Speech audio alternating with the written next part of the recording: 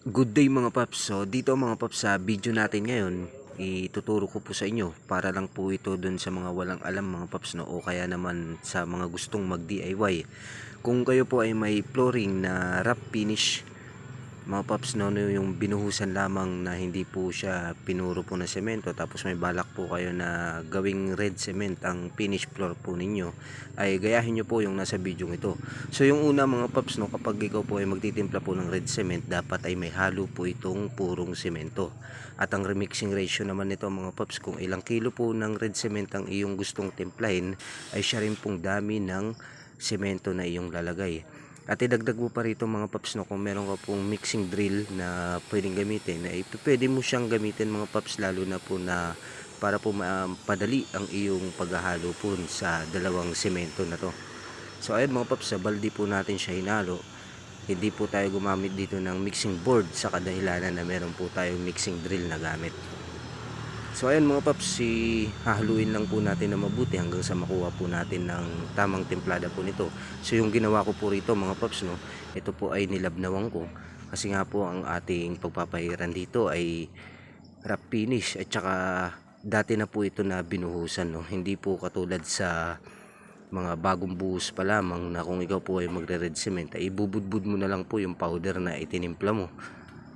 Kasama na po yun sa tuyo po ng semento ng flooring mo. So sabay-sabay po sila matutuyo. So dito mga paps, hindi po ganun no.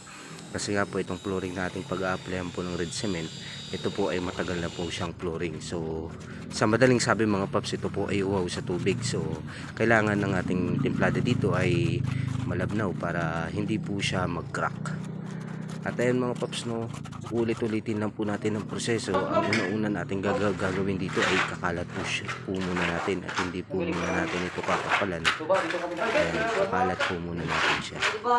Tapos sa pangalawang balik mga paps no, ito po ay bubuhusan ulit natin na malabnaw. Depende po yan kung ang pagsisekan coat natin ay medyo basa pa, pwede po siya natin bugburan po ng powder na tinimpla po natin na red cement at saka ng semento.